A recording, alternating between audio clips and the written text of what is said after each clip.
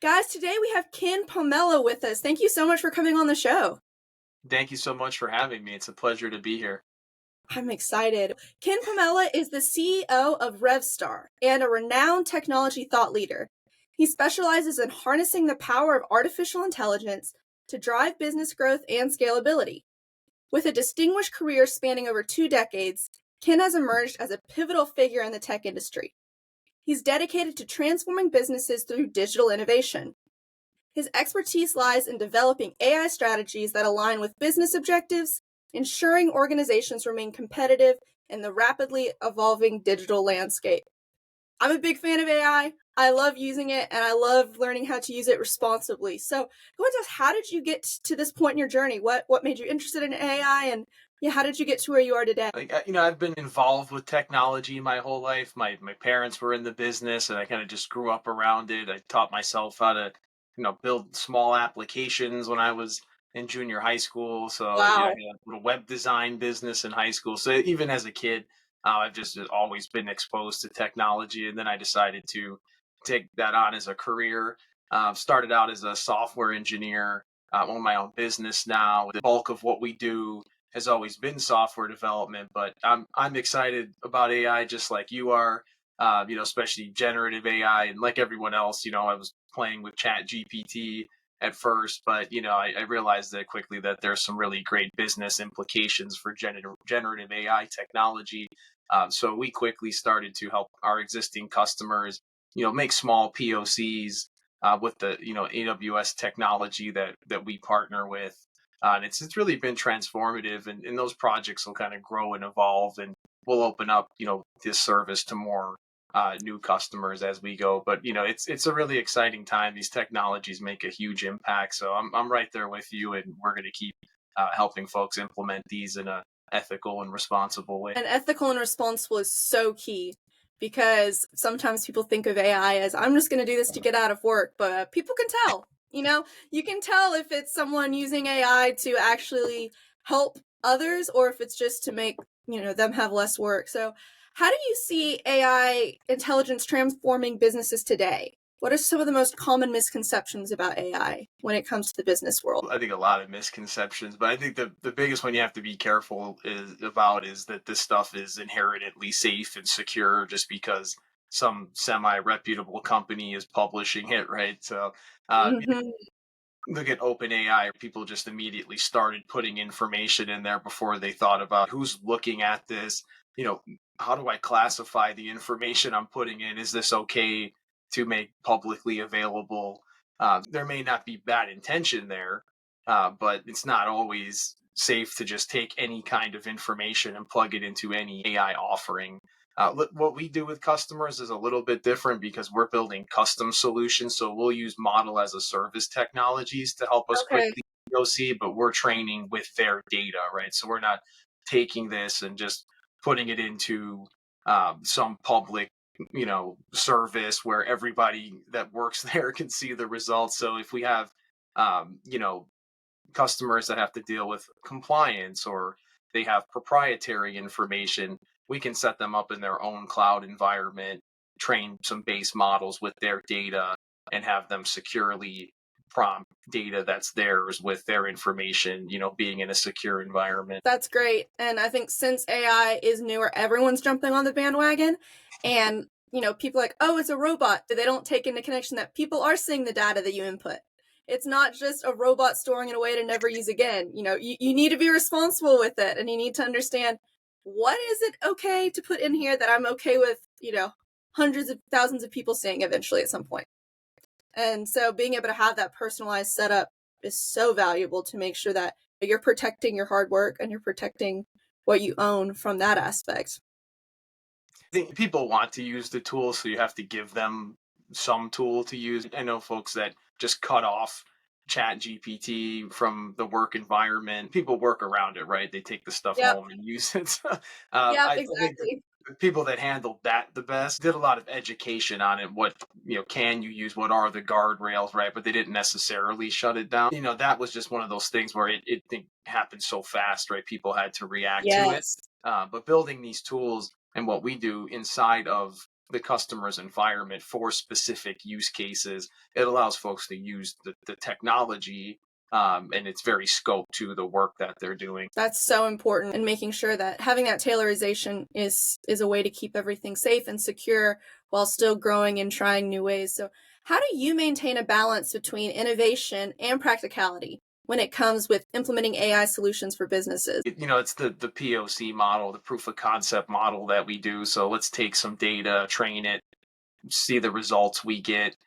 You don't kind of take on this huge initiative before you show some value, right? We're doing something right now for a company that's in logistics, and we're taking data that they have to automate some of the dispatching decisions that are made as a very step one. We're not rushing that right out into production. We'll have Right. suggestions for existing dispatchers, further train from their feedback. I think it's about doing a crawl, walk, run approach with it and making sure that it adds value before you make a larger investment. It's just a little bit about the approach. I think you have to look at it holistically for the business. Just lean with that business mindset of I want to test out the waters before I go all in. Yes. So you mentioned testing. What are some ways that people individually can test that? If they're a small business or someone just starting up, how can they really see if, that's what they need? If you're a developer, and there's models you can download and run on your computer if it's fast enough, right? So that's how you can tinker. If you're a business owner, you can use some of these public tools. Just be careful about putting your information in there. You can ask it questions and just see if this technology is something you can leverage in your business. For us, like I said, we quickly can POC solutions. They're still custom. You can't go buy them, but we're able to Right. get that done sometimes in a month or two pretty quickly, just to gain some surface level insights and say, is this a good road to go down? So you're not, making this larger commitment. But yeah, it just depends on where you're at from a business perspective, the size of the business. Everybody has different needs, but everybody should be looking at AI some way. Absolutely. And I've seen companies that what you're saying earlier, no AI at all. AI can actually save a lot of time if you know how to use it correctly and properly. It can also get you into a lot of trouble, especially when it comes to ethical reasons and even the societal impacts. But it can save you time. Personally, I love to use AI to generate prompts. If I'm trying to think of a new post to write, because I do a lot with social media, or if I'm trying to figure out what's some of the correct wording on this, I might put it in and even have it just do a proofread of some copy I've done. So just it doesn't create my content. I create the content, but it's a little tool there to help. All right, this is how you can utilize it. So how do you approach the ethical considerations and societal impacts of deploying AI solutions in your business? A lot of people say, if you're not doing 100% of the work, then it's all wrong. How do you broach those topics? I think what you said is great. So you generate ideas, you do some outlines, maybe some draft content, but you review it, right? You make sure that it's in alignment with what you want to present as a business. I mean, you hear some of these horror stories, right? Unfortunately, when you have a publicly trained model like a Chat GPT, some things can pop up, but again, that's some of those guardrails and how you use the data. It's like the wild west out there with AI. So you want to look at the Yes. company's policies. If you can't get a clear, transparent answer on how they've trained their model, you may Hmm. not want to use it. But I think anything you get from any AI model, definitely double check it. You can't just go with whatever it gives you. When you build your own models, again, I get that's a little bit of an investment, but you're training it with your data, with your team. We have a really diverse global team, so that helps when you think about the ethics in this not having a bias, right? The more diverse team Yes. working on it, the better. But you're less likely to have strange things in your responses to your prompts when you own that data and you're very careful about what data you're feeding in your training. I think you have the right idea. I'd say the amount of time you save, even if you have to do some proofreading and double checking, it's invaluable. As a small Yes. business, if you can generate a lot of content very quickly, if you can write emails faster, these very basic repetitive tasks that are perfect for AI, and you're spending, let's say 1/10 of the time just double checking things. That's a huge, savings for your business. It allows you to be more competitive, move faster. So that, the benefits outweigh, I think, the bad, as long as are approach it the right way. I 100% agree, and I like what you said about, making sure that the artificial intelligent unit you're using is accurate, especially when it comes to numbers and statistics.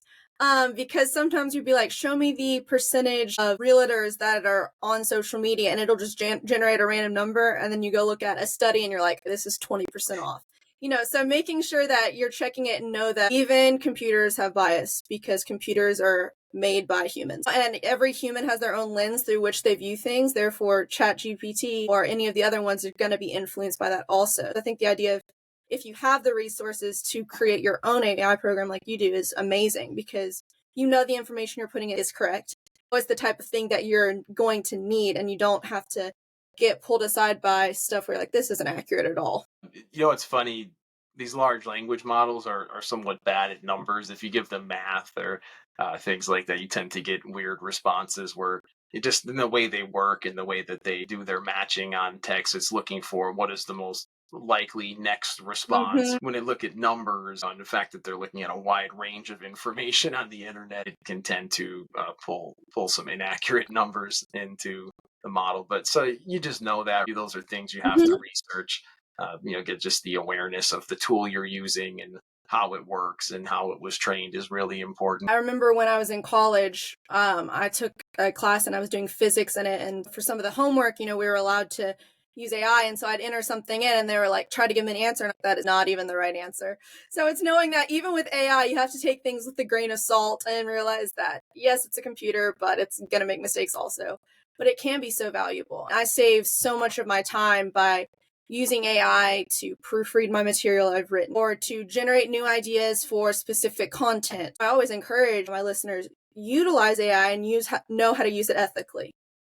People can tell if a article you've written is completely AI, because it's the same 15 buzzwords used over and over with the same 3 emojis. But if you're willing to take that and add my personal brand voice to it, let me tailor it to the way I speak in real life, it can save you so much time.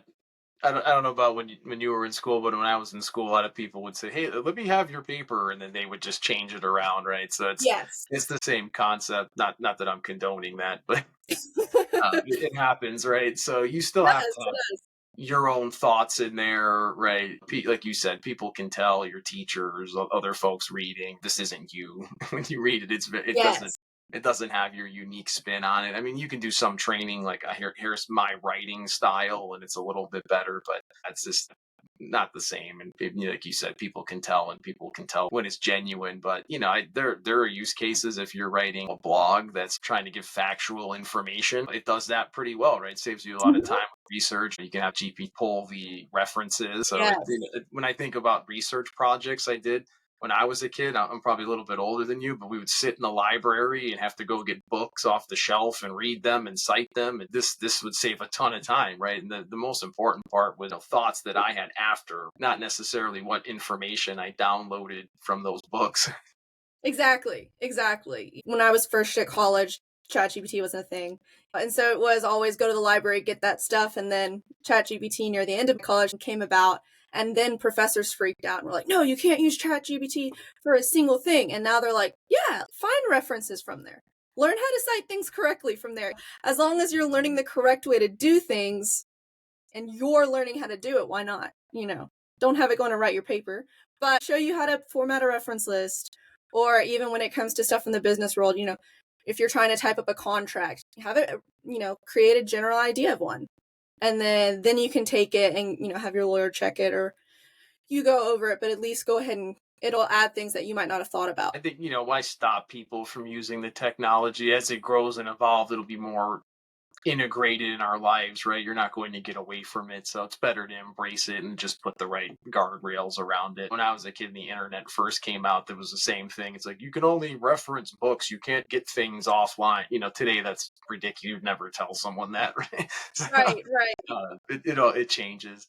Technology's interesting, right? When I was younger, your parents probably told you the same thing. Don't get in a car with strangers, and now you call an Uber. Yes. So it always evolves. There's this initial, shock and reaction that isn't the best, but then eventually you're like, oh, this does make life easier and it makes sense, and you're not losing your own unique thoughts that are in your presentation paper, what have you, right? You're just speeding up the research part. That's very good. Very true. What's one thought you would want to leave the listeners with? I would say, everybody just play around with these technologies, even if it's just prompting Chat GPT. If you're really interested and you're looking for a great career, download some models. You can build very small data sets on your own computer. I think there may be a misconception is that you have to have giant data sets to use AI. It's not true. Actually, it can be cost effective to train with a smaller data set if you only need that. But these are great careers. This is a life-changing technology, right? It's like mentioned the internet. This is like the internet, right? It's going to be one of those really game-changing technologies for everybody. So it's better to learn it, use it, adapt, than to kind of be afraid of it or shun it. So that would be my tip. Just in any way you can get involved, depending on your interest level. But this is going to open up a whole new sector of jobs and really create a lot of really cool efficiencies for our life that we haven't even seen. We're just scratching the surface. Absolutely. Very, very true. Keep trying new things. So if the listeners want to hear more about you and more about RevStar, where can we find you? So the easiest way is go to my website, kenpomella.com. There's some information about RevStar there, and you can check out the RevStar site.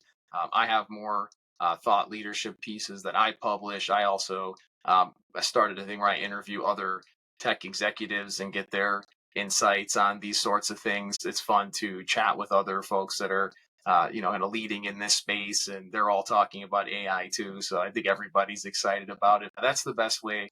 You can also reach out, contact me. I always love having conversations and answering questions. And we'll have all of that linked down below in the description so you can check him out. Thank you so much for coming on the show today. This was awesome having you. Thanks for having me. This was really fun. I hope you enjoyed that episode of Digital Journey with Kaylee Johnson. If you did, go ahead and hit that like button, hit that subscribe button, share, let everyone know about us, and continue to listen to our episodes. We have some more cool ones that are going to be posted right here and right here. You can check them out. Go hear more about AI. Go hear more about real estate. Go learn. And thanks for listening.